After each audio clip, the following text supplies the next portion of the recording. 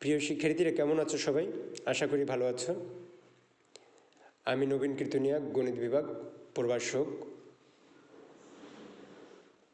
মতিজন্য foundation school and college. আজকে নবম শ্রেণীর উচ্চতর গণিতের অনলাইন ক্লাস নিয়ে তোমাদের সামনে হাজির হয়েছি। আসলে এভাবে ক্লাস তোমাদের সামনে নিতে হবে বা প্রথম ক্লাসটা এভাবে হবে এটা কখনো প্রত্যাশা ছিল না। প্রত্যাশা ছিল তোমাদের সামনাসামনি বসে ক্লাসটা নেওয়ার। করোনার এই ভয়াবহ পরিস্থিতিতে সেটা সম্ভব হচ্ছে না। তোমরা জানো যে অনেকদিন যাবত আমাদের প্রতিষ্ঠানের ক্লাসের যে কার্যক্রম সেটা বন্ধ আছে। এজন্য আমরা এই অনলাইন ক্লাসের তোমাদের নিয়ে আসছি। আর এই অনলাইন ক্লাসের সামনাসামনি বা তোমাদের সাথে সম্পর্কিত করার জন্য যারা সুযোগ করে দিয়েছেন সেই আমাদের কলেজের প্রতিষ্ঠাতা সভাপতি সাবেক আইজিপি স্যার জনাব AKM শহীদুল হক, বিপিএম পিপিএম স্যারকে ধন্যবাদ জানাচ্ছি কলেজের অধ্যক্ষ সবার প্রিয় জনাব M ফরিদ হোসেন স্যার এবং অনলাইন কার্যক্রমের সাথে সর্বোপরি যে স্যার জড়িত তিনি হচ্ছেন Imroz Mohammad Shoaib sir, SC sir. সবাইকে ধন্যবাদ জানিয়ে আমি আজকের অর্থাৎ 2021 সালের যারা নবম শ্রেণীতে উত্তীর্ণ হয়েছ তাদের উচ্চতর গণিত ক্লাসে সবাইকে স্বাগতম জানাচ্ছি। আমি নবীন কীর্তনিয়া। আর যে কোনো প্রয়োজনে যদি তোমাদের কখনো কোনো প্রশ্ন থাকে যে কোনো প্রয়োজনে আমাকে ফোন করতে পারবে। যারা পুরনো শিক্ষার্থী আছো তাদের কাছে যে ডায়েরি আছে সেই ডায়েরিতে আমার নম্বর আছে, তোমরা আমাকে কন্ট্যাক্ট করতে পারবে। অথবা যারা নতুন আছো তাদের কাছে যেহেতু কন্ট্যাক্ট নম্বরটা এখনও নেই, কারণ ডায়েরিটা নেই যেহেতু, আমি তাই আমার ফোন নম্বরটা একবার বলে দিচ্ছি, তোমরা একটু কাইন্ডলি শুনে নিও। আমার কন্ট্যাক্ট নম্বর হচ্ছে 01731943332। আবার বলছি, নবীন কীর্তনিয়া, প্রভাষক, মতিজন্য foundation school and college. Contact number হচ্ছে 01731943332।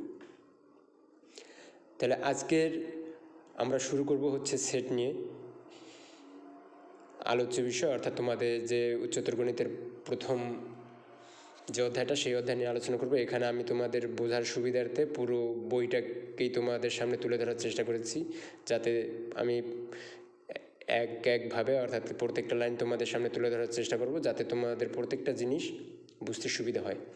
ওকে, সেট হচ্ছে কোনো সুনির্ধারিত সংগ্রহ, যে কোনো কিছু কোনো সুনির্ধারিত সংগ্রহ। যেমন আমি যদি কোনো বলি যে গ্লাস সেট, তার মানে কি, যদি কখনো গ্লাসগুলোকে সাজিয়ে রাখা হয় তখন ওগুলোকে বলা হয় গ্লাস সেট। তারপর বলতে পারি প্লেস সেট, তারপর বলতে পারি সোফা সেট। এগুলো হচ্ছে কি সেট, অর্থাৎ কি সুনির্ধারিত সংগ্রহ।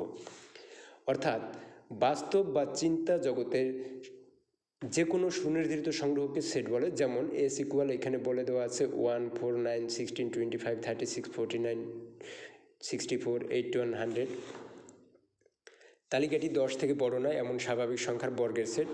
আমরা দেখতে পাচ্ছি এখানে প্রত্যেকেই কি পূর্ণবর্গ সংখ্যা, অর্থাৎ 1 এর স্কোয়ার করলে 1, 2 এর স্কোয়ার করলে 4, 3 এর স্কোয়ার করলে 9, এইভাবে 10 এর স্কোয়ার করলে 100 পর্যন্ত। এই পদ্ধতিটাকে বলা হয় তালিকা পদ্ধতি। অর্থাৎ কি, তালিকা আকারে যদি কখনো প্রকাশ করা হয়, যেমন 1 2 3 আকারে প্রকাশ করা হয়, এগুলোকে বলা হয় তালিকা পদ্ধতি। একে আর একটা পদ্ধতিতে প্রকাশ করা যায়, সেটা হচ্ছে সেট গঠন পদ্ধতি। অর্থাৎ যে সকল বস্তু নিয়ে সেট গঠিত এদের প্রত্যেকে ওই সেটের উপাদান বলে। এখানে উপাদানগুলো হচ্ছে এই যে সেটকে দ্বারা প্রকাশ করা হয়েছে এবং এই উপাদানগুলো হয়েছে 10টি, 1 4 9 16, এগুলো হচ্ছে উপাদান প্রত্যেকেই।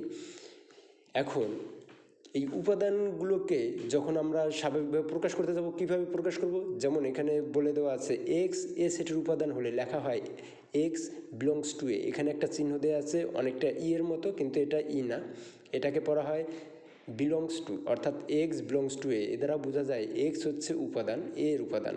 অর্থাৎ এক্স সেটের উপাদান না হলে লেখা হবে এক্স নট বিলংস টু এ। আবার বলছি, এক্স নট বিলংস টু এ। উপরোক্ত সেট এসকে লেখা যায় এস ইকুয়াল, কেমন এই সংখ্যাগুলো কেমন, প্রত্যেকেই স্বাভাবিক সংখ্যা এবং কি পূর্ণবর্গ সংখ্যা। আরও একটা জিনিস দেখা যাচ্ছে, সর্বোচ্চ সংখ্যা 100 পর্যন্ত হতে পারবে এবং 100 নিজে হবে। এই জন্য বলা হয়েছে কেমন, এক্স সাজ দ্যাট এক্স 100 থেকে বড় নয় এমন পূর্ণবর্গ সংখ্যা। এই পদ্ধতিকে সেট গঠন পদ্ধতি বলা হয়।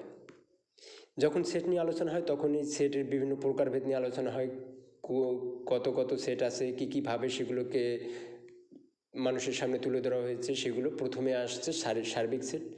সার্বিক সেট হচ্ছে তুমি যতগুলো সেট নিয়ে আলোচনা করবা দেখবা যদি প্রত্যেকটি সেটের উপাদান কোনো নির্দিষ্ট সেটের মধ্যে থাকে তবে ওই নির্দিষ্ট সেটকে বলা হবে সার্বিক সেট। অর্থাৎ কি যতগুলো সেট নিয়ে আলোচনা করব তাদের প্রত্যেকের উপাদান কোনো না কোনোভাবে যদি একটি নির্দিষ্ট সেটের অন্তর্ভুক্ত হয় তবে ওই নির্দিষ্ট সেটকে বলা হবে কি সার্বিক সেট।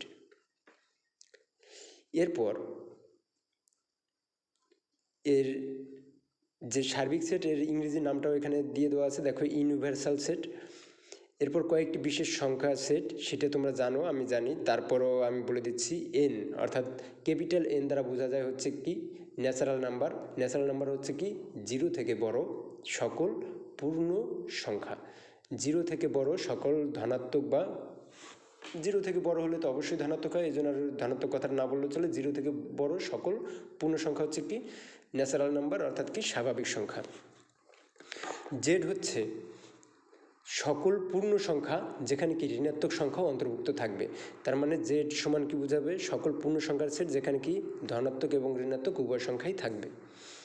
কিউ হচ্ছে মূলদ সংখ্যা। আমরা জানি মূলদ সংখ্যা হচ্ছে কি যে সকল সংখ্যাকে পি বাই কিউ অর্থাৎ কি ভগ্নাংশ আকারে প্রকাশ করা যায়, অর্থাৎ উপরে লব থাকবে নিচে হর থাকবে, সেগুলোকে বলা হবে কি মূলদ সংখ্যা।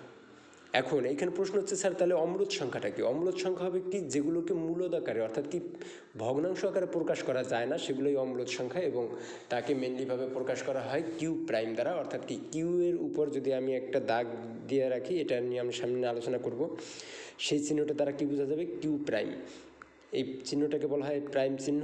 তাহলে কিউ প্রাইম দ্বারা বোঝা যায় কি এইটা হচ্ছে অম্লদ সংখ্যার সেট। আর তো চিহ্ন তোমরা সবাই, কারণ এই আর নিয়ে তোমরা 6-7 থেকেই খুব ভালোভাবে ধারণা নিয়ে আসছো। আর হচ্ছে কি সকল বাস্তব সংখ্যা, সে ধনাত্মক হতে পারে, ঋণাত্মক হতে পারে, দশমিক হতে পারে বা ভগ্নাংশ হতে পারে, পৌনঃপুনিক হতে পারে। এই সকল সংখ্যা নিয়ে যখন আলোচনা হবে সেই সংখ্যাটাকে বলা হবে কি বাস্তব সংখ্যার সেট, এবং তাকে আর দ্বারা অর্থাৎ রিয়াল নাম্বার যেহেতু একে আর দ্বারা প্রকাশ করা হয়। এরপরে আসছি আমরা উপসেট নিয়ে। বলছে যদি এ এবং বি দুটি সেট হয় তবে এ কে বি এর উপসেট বলা হবে।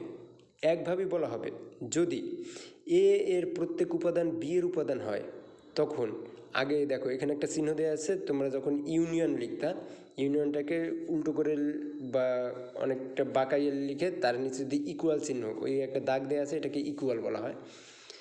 তাহলে এ সাবসেট এর ইংরেজি নাম হচ্ছে উপসেটের ইংরেজি নাম হচ্ছে সাবসেট।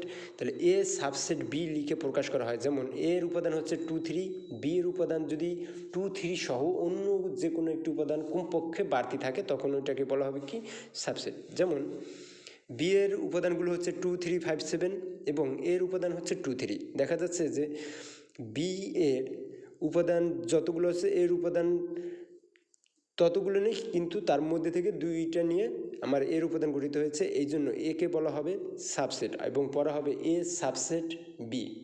এবং তোমরা এই চিহ্নটা অবশ্যই খেয়াল রাখবা যে এটা কেমনভাবে লিখতে হয়, কারণ এইগুলো দিয়ে প্রচুর এমসিকিউ আসবে। আর যখন আমরা ক্লাসে আলোচনা করব সেখানে ওই বিষয় নিয়ে আলোচনা করা হবে।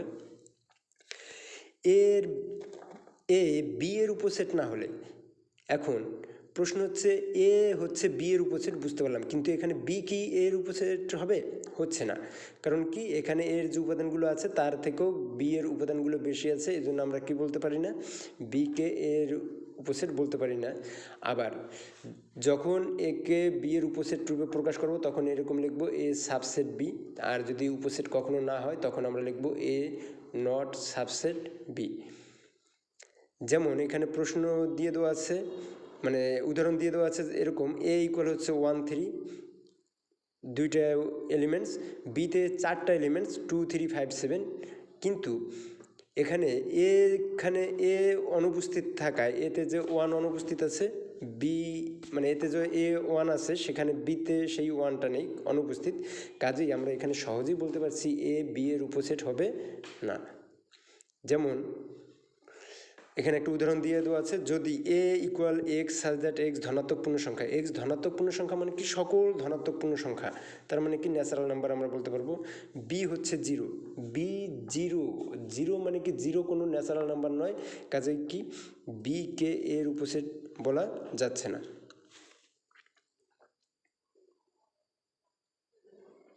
এরপরে আসছি আমরা ফাঁকা সেট নিয়ে। ফাঁকা সেট হচ্ছে যে সেটের কোনো সাধারণ উপাদান থাকে না, যে সেটের কোনো উপাদান থাকে না সেই সেটকে কী বলা হয়, ফাঁকা সেট। একে দুইভাবে প্রকাশ করা হয়। এক হচ্ছে ওই তোমার এমটি সেট, এমটি সেটের অর্থাৎ কি শূন্য বা জিরো লিখে ওকে যদি তুমি বাদ দাও বা কাটা দাও তখন যে সেটটা হয় ওকে কী বলা হয়, এমটি সেট বলা হয়।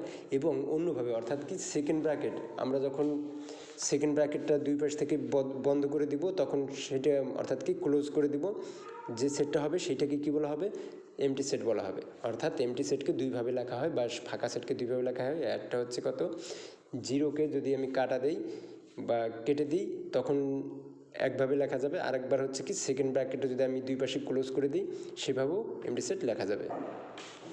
এখন প্রশ্ন হচ্ছে স্যার এমটি সেটটা হবে কীভাবে। এমটি সেটটা হবে এরকম, এক্স যদি বাস্তব সংখ্যা, দেখো এখানে উদাহরণ দিয়ে দেওয়া আছে। আমরা জানি এক্স যদি কোনো সংখ্যা হয় তাহলে যদি তার বর্গ করা হয় সে কখনোই জিরোর চাইতে ছোটো হবে না। এখানে একটা শর্ত দিয়ে দেওয়া আছে x square less than zero, যা কখনোই সম্ভব নয়। কাজেই এর উপাদানগুলো হবে কি, ফাঁকা সেট।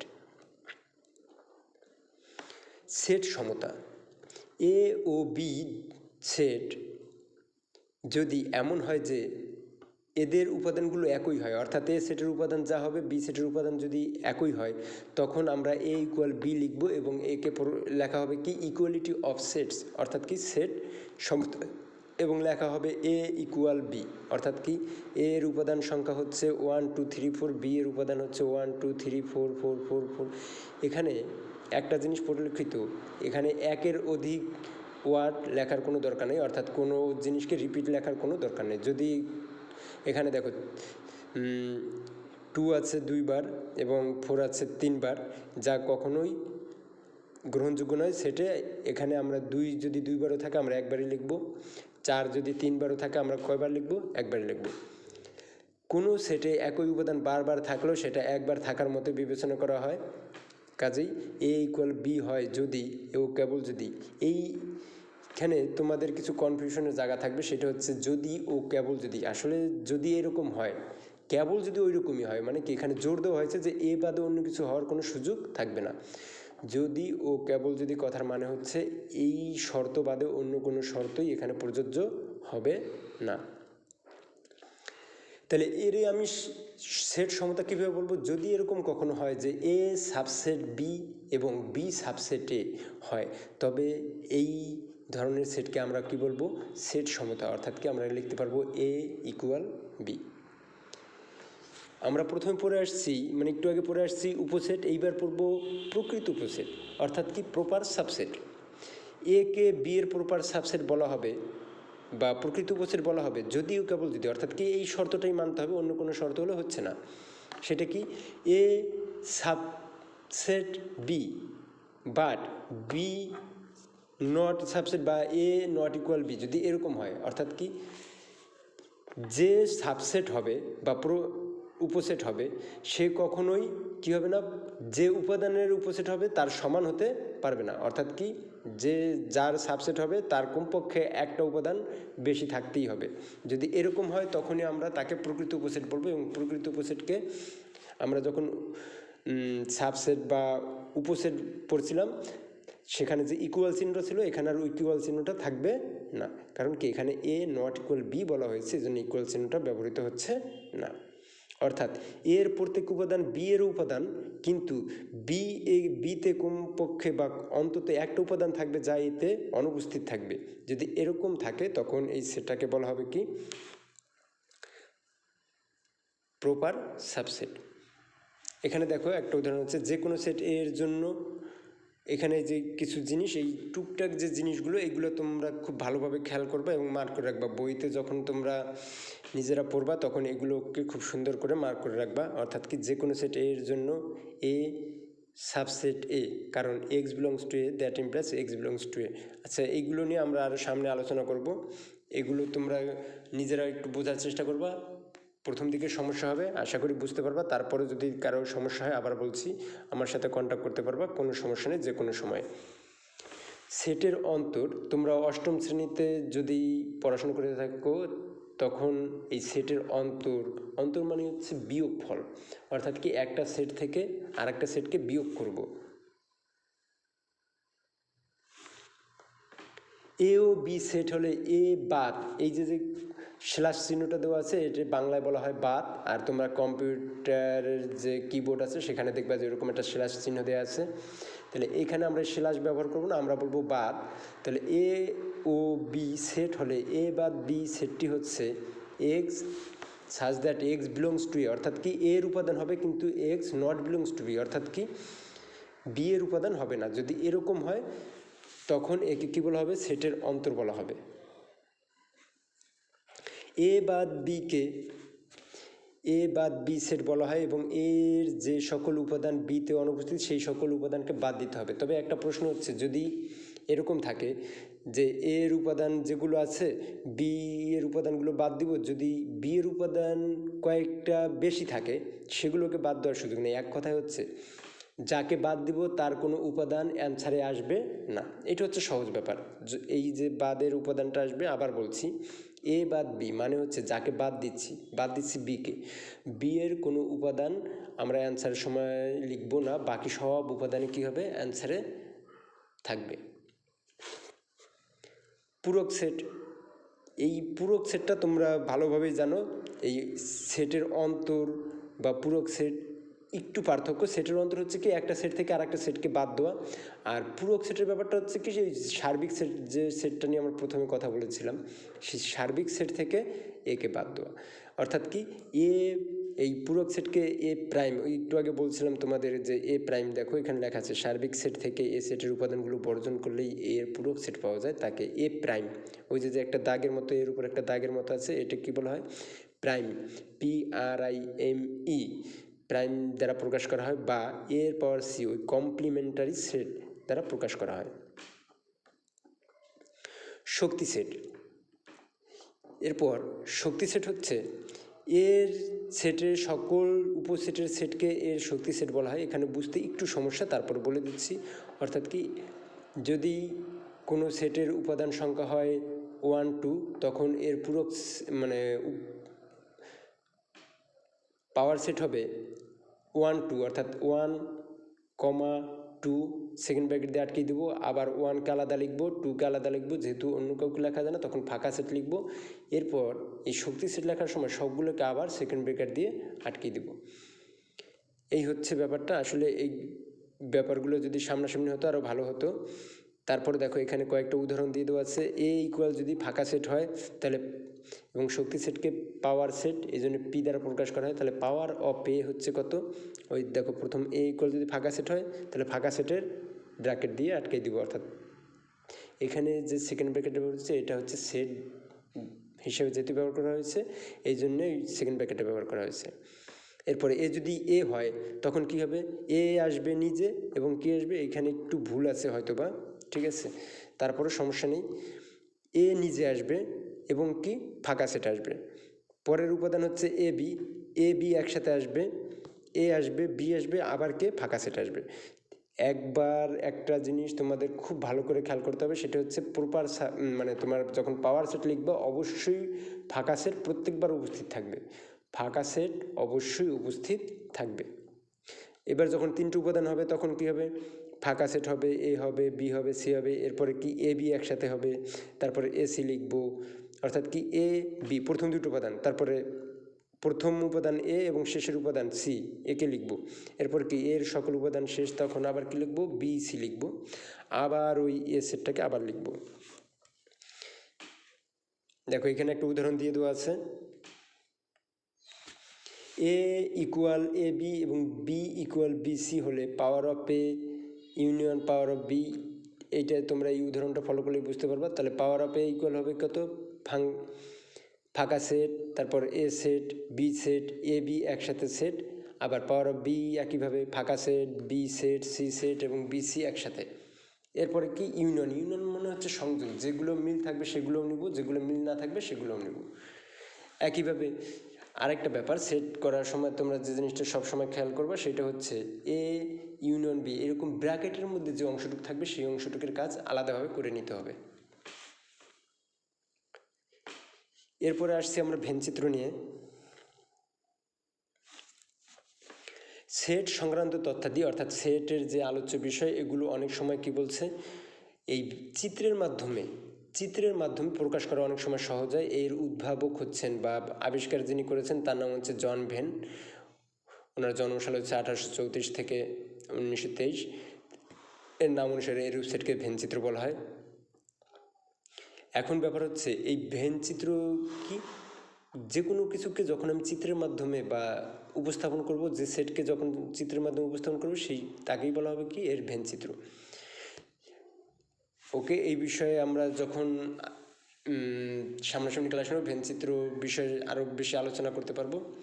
এখানে এরপরে হচ্ছে সেটের সংযোগ হচ্ছে ইউনিয়ন অফ সেটস, অর্থাৎ কি অনেকটা লসাগুর মতো, অর্থাৎ যে উপাদানগুলো মিল আছে সেগুলোও নেব, যেগুলো মিল নেই সেগুলোও নিব। এটা হচ্ছে সেটের সংযোগ বা ইউনিয়ন অফ সেট।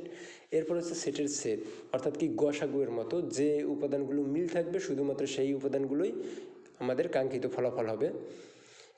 অর্থাৎ ইন্টারসেকশন অফ সেট, এ ও বি সেট হলে এদের সেট হবে A intersection B equal X such that X belongs to A এবং এক্স বিলংস টু বি। এখানে একটা জিনিস দেখা খুব গুরুত্বপূর্ণ, সেটা হচ্ছে যখনই সংযোগ হবে তখন অথবা ব্যবহার হবে, এবং যখন ছেদ হবে তখন অবশ্যই এবং ব্যবহৃত হবে। এরপর আসছে নিশ্চিত সেট। যদি এ ও বি দুটি সেট হয় এবং এদের মধ্যে কোনো সাধারণ উপাদান মানে হচ্ছে কি কোনো যদি মিল না থাকে উপাদানগুলোতে, তখন এদের যে ইন্টারসেকশন অর্থাৎ কি সেট করা হয় সেটা যদি ফাঁকা সেট হয়, তখন এ ও বি হচ্ছে পরস্পর নিচ্ছেদ সেট। অর্থাৎ কি যদি এদের মধ্যে কোনো সাধারণ উপাদান না থাকে তবে সেট দুটো হচ্ছে কি পরস্পর নিচ্ছেদ সেট। এরপর আসছে কার্তেশীয় গুণজ। কার্তেশীয় গুণজ হচ্ছে দুইটি সেট এ এবং বি এর কার্তেশীয় গুণজ এ ইন্টু বি। এই যে এ এখানে যে গুণ চিহ্নটা দেওয়া আছে এটাকে আমরা আর এরকম গুণ পড়বো না বা ইন্টু পড়বো না, এটাকে ক্রস বলবো, এ ক্রস বি। সেটের ক্ষেত্রে একে মেনলিভাবে ক্রস পড়া হয়। তাহলে এটাই হচ্ছে কি কার্টেসিয়ান প্রোডাক্ট সেট। দুইটি সেট এ ও বি এর কার্তেশীয় গুণজ হচ্ছে কত, A cross B equal X such that Y,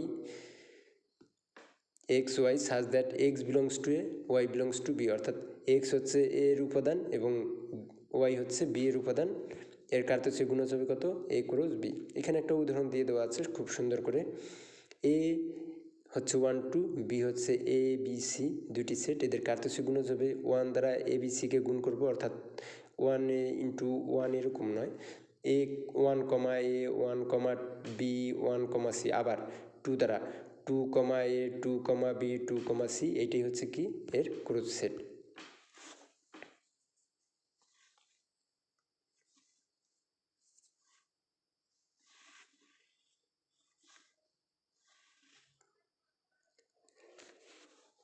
এরপরে আমরা এই যে সেটগুলো নিয়ে আলোচনা করলাম, এই সেটের আলোচনা তোমরা জেনারেল ম্যাথ অর্থাৎ কি সাধারণ গণিত অনেক পাবা।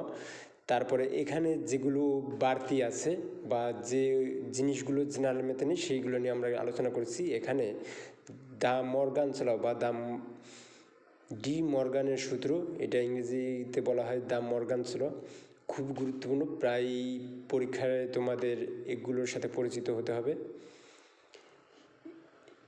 এর দুইটা সূত্র আছে। সূত্রটা হচ্ছে এ ইউনিয়ন বি এর প্রাইম, অর্থাৎ কি এ ইউনিয়ন বি এর হোল প্রাইম থাকলে সেটা হবে এ প্রাইম ইন্টারসেকশন বি প্রাইম। দেখো এখানে যখন ইউনিয়ন থাকবে তখন এর সমাধান হবে ইন্টারসেকশন আকারে, আবার যখন ইন্টারসেকশন আকারে থাকবে তখন এর সমাধান হবে ইউনিয়ন আকারে। এখানে প্রমাণ করার সময় বলে দিচ্ছে, আমরা এখানে শুধুমাত্র প্রথমটার প্রমাণ দেখাবো এবং দ্বিতীয়টা তোমরা নিজেরাই করতে পারবা। তবে এখন প্রক্রিয়াটা কীভাবে করব, মনে করে বা ধরে নিতে হবে একটা উপাদান, অর্থাৎ পুরো বাম পক্ষে যে আছে সেইটাকে ধরে নিতে হবে এক্স হচ্ছে একটা উপাদান, অর্থাৎ বাম পাশে যে আছে এ ইউনিয়ন বি এর প্রাইম। এরপর পরের লাইনটা হবে, যেহেতু প্রাইমটাকে যদি আমি উঠিয়ে দিতে চাই, এতক্ষণও বিলংস টু ছিল, এরপরে হয়ে যাবে কি নট বিলংস টু, অর্থাৎ ওই প্রাইমটা বিলংসকে নট করে দিবে, বিলংস টুকে নট করে দেবে। তাহলে এবার কী হবে, X not belongs to A union B. এরপরে এইটাকে কি আলাদা করে দেবো, কারণ একটু আগে আমরা ওখানে পড়েছিলাম যে ইউনিয়ন থাকলে অথবা লিখতে হয় এবং ইন্টারসেকশন থাকলে এবং লিখতে হয়। এখন যেহেতু এখানে ইউনিয়ন আছে, আমাদের নিয়ম অনুযায়ী অথবা লিখতে হয়, কিন্তু যখন নট বিলংস টু থাকবে তখন ইউনিয়ন ব্যাপারটা উল্টো ঘটবে, অর্থাৎ কি ইউনিয়ন থাকলে এবং লিখবো এবং ইন্টারসেকশন থাকলে অথবা লিখবো। এখানে তাই লেখা হয়েছে, X not belongs to A এবং X not belongs to B, that implies. এরপরের লাইনটা খুব সহজ, অর্থাৎ কি নট বিলংস টু, নটটা যখন উঠাই দেবো তখন কি এই প্রাইমটা এর উপর গিয়ে হবে, অর্থাৎ X not belongs A belongs to A prime এবং X belongs to B prime. এরপরে কি ওইখান থেকে এক্স দুইটাই যেহেতু এ প্রাইমের উপাদানও এক্স আবার বি প্রাইমের উপাদান এক্স, এই জন্য একবারে লেখা যায় x belongs to A prime. এখানে এবং ব্যবহৃত হয়েছে এবং নট বিলংস টু নেই, কাজে এখানে কী হবে এবং ব্যবহৃত হবে, এক্স ইন্টারসেকশন ব্যবহৃত হবে, অর্থাৎ কী হবে X belongs to A prime intersection B prime. সুতরাং আমরা কি বলতে পারবো, এখান থেকে আমরা যে কথা বলতে পারবো সেটা হচ্ছে বাম পক্ষের এটা ইজ এ সাবসেট, অর্থাৎ কি আমরা বাম পক্ষটা আলোচনা করতে করতে কী পেয়েছি, ডান পক্ষটা পেয়ে গেছি। এই জন্য বলা হবে কি বাম পক্ষটা হবে সাবসেট অফ ডান পক্ষ, অর্থাৎ কি left hand side is a subset of right hand side. একইভাবে দ্বিতীয় অংশ নিয়ে যখন আমরা কাজ করব, দ্বিতীয় অংশ অর্থাৎ কি ওই এক্স আগের বারের মতোই কাজ করা যাবে, সেটা হচ্ছে X belongs to A prime intersection B prime. এবারে প্রাইমগুলোকে আলাদা করে দিব, এই আগের প্রক্রিয়া, শুধুমাত্র আগে যেভাবে অগ্রসর হয়েছে এটা তার বিপরীত দিকে অগ্রসর হলেই এই সমাধানটা পাওয়া যাবে। তাহলে এখানে আমরা ফলাফলটা কেমন পাবো, X belongs to A prime এবং X belongs to B prime. এরপরে কি প্রাইমটা উঠাই দিলে নট বিলংস টু হবে, X not belongs to A, X not belongs to B.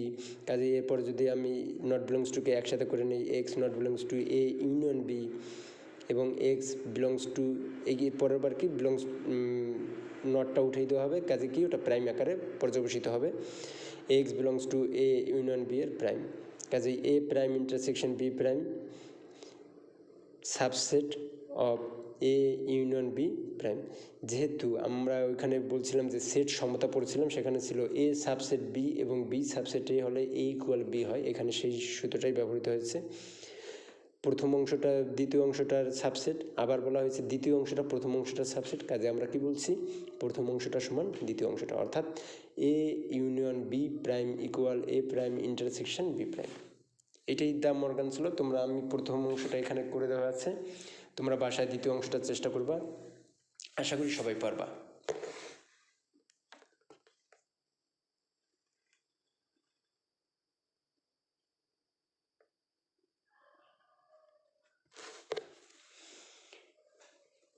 এখানে আমরা যে কাজটা করেছি এইখানে দেখো কোথাও কোনো প্রাইম বা নট বিলংস টুর কোনো ব্যাপার নেই, এখানে সবগুলোই কী হবে বিলংস টু আকারে হবে, অর্থাৎ এখানে ইউনিয়ন থাকলে অথবা লিখবো এবং ইন্টারসেকশন থাকলে এবং লিখবো, সেইখানেই এই ব্যবহারটা আছে। তবে এই পদ্ধতিতে প্রতিজ্ঞা 3 তোমরা যখন করবা একটু খেয়াল করতে হবে, সংজ্ঞানুসারে এখানে কী দেওয়া আছে, এ ক্রস বি ইন্টারসেকশন সি, মানে কী লিখবে এর পরের লাইনটা হচ্ছে এখানে দুইটা সেট আকার প্রকাশ করা হয়েছে এবং এখানে এইভাবে বলা হবে এক্স ওয়াই ইজ এ সাজ দ্যাট এক্স বিলংস টু প্রথম অংশ, ওয়াই বিলংস টু দ্বিতীয় অংশ। দ্বিতীয় অংশ মানে ব্র্যাকেটের মধ্যে যে থাকবে পুরোটাই একটা অংশ, তাহলে এক্স বিলংস টু এ, এবং যখনই ক্রসের ব্যবহার হবে এখানে অবশ্যই কমার ব্যবহার হবে, তাহলে X belongs to A comma Y belongs to B union C, অর্থাৎ ব্র্যাকেটের মধ্যে ছিল পুরোটুকু। এরপর কি ওয়াই এর সাথে যেহেতু দুইটা একের অধিক উপাদান আছে এগুলোকে আলাদা আলাদা করে দেবো, X belongs to A comma Y belongs to B, যেহেতু এখানে ইন্টারসেকশন আছে এবং ব্যবহৃত হবে ওয়াই বিলংস টু সি। এরপরে তোমার হচ্ছে শর্তের দিকে দেখতে হবে আমার কি প্রমাণ করতে হবে, দেখা যাচ্ছে এ আর বি এক জায়গা আনবো, এ আর সি এক জায়গা, কাজে এরপর লাইনে আমরা কী করবো এক্স ওয়াইকে এক জায়গা করে এ আর বিকে আলাদা করব, আবার এ আর সিকে আলাদা করব, তাহলে X Y belongs to A cross B এবং X Y belongs to A cross C. যেহেতু দুইখানেই বা দুই জায়গাতেই এক্স বিলংস এক্স ওয়াই আছে, কাজে আমরা এরকম লিখবো X Y such that X Y belongs to A cross B intersection A cross C. আমরা এখানে যে দ্য মর্গানস ল পড়েছিলাম বা দ্য ডি মর্গানস সূত্র পড়েছিলাম, সেখানে যেভাবে লেখা ছিল এটা সেম প্রক্রিয়া, শুধুমাত্র কি এখানে এক্সের জায়গায় এখানে এক্স ওয়াই ব্যবহৃত হয়েছে, কারণ এখানে একের অধিক ভাবে আসে এই জন্য। তাহলে কী হবে, প্রথম অংশটা ইজ এ সাবসেট অফ দ্বিতীয় অংশটা, অর্থাৎ A cross B intersection C is a subset of A cross B intersection A cross C. এই দ্য মর্গানস ল আমরা দ্বিতীয় অংশটা যেভাবে করেছিলাম এটা সেম একইভাবে করব, সেটা হচ্ছে A cross B intersection A cross C. পরেরটা অর্থাৎ কি বিপরীত দিক থেকে আমরা শুধুমাত্র উপরের বিপরীত দিক থেকে চলবো, অর্থাৎ প্রথম অংশে যেখানে যে শেষের লাইনটা এখানে সেইটা প্রথম লাইন, এইভাবে বিপরীত দিকে চললেই আমরা আমাদের কাঙ্ক্ষিত লক্ষ্যে পৌঁছে যাব। তাহলে এখানে কী হবে, X Y such that X Y, যেহেতু এখানে একের উপাদান দুই মানে একের অধিক আছে, এই জন্য আমরা কি এইভাবে লিখবো। এবং আরেকটা জিনিস হচ্ছে, যখনই এরকম ক্রস থাকবে, ক্রসগুলোকে যখন আমরা আলাদা করব অবশ্যই কমা ব্যবহার করব। X Y belongs to A cross B এবং X Y belongs to A cross C. এর পরের লাইনে গিয়ে আমরা যেহেতু ক্রসটাকে উঠিয়ে দেবো, তার মানে ওখানে কমা ব্যবহার করব, তার মানে X belongs to A, Y belongs to B এবং X belongs to A, Y belongs to C. এরপরে কি করব, আমাদের ওই কাঙ্ক্ষিত লক্ষ্য অর্থাৎ কি একে আলাদা করব। এইবার আমরা একে আলাদা করে বি আর সিকে এক জায়গা করে নেব। তাহলে কী হবে, X belongs to A, Y belongs to B এবং ওয়াই বিলংস টু সি। কাজে এখানে যেহেতু এবং আছে আমরা ইন্টারসেকশন ব্যবহার করব, Y belongs to B intersection C. তার মানে X Y belongs to A cross B intersection C. একইভাবে আমরা দ্বিতীয় অংশ নিয়ে কাজ করে প্রথম অংশটা পেয়ে গেছি, কাজে আমরা কি বলবো, দ্বিতীয় অংশ অর্থাৎ A cross B intersection A cross C is a subset of A cross B intersection C. আবার সেই সূত্রটা অর্থাৎ সেট সমতা আমরা এখানে বলবো A is a subset of B এবং B is a subset of A, কাজেই এ ইকুয়াল বি, অর্থাৎ এ যদি বি এর উপসেট হয় এবং বি যদি এর উপসেট হয় তখন আমরা বলবো এ ইকুয়াল বি। সেই সূত্রটা এখানে প্রয়োগ করা হয়েছে।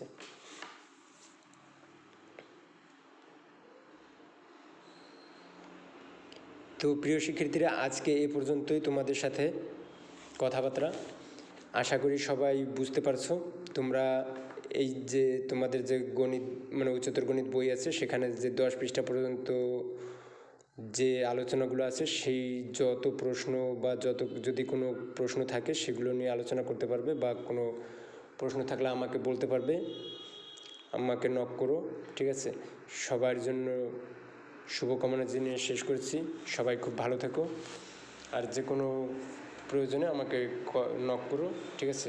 সবার শুভকামনা জানাচ্ছি, ভালো থেকো সবাই। আবার তোমাদের পরবর্তী ক্লাসে আবার কথা হবে।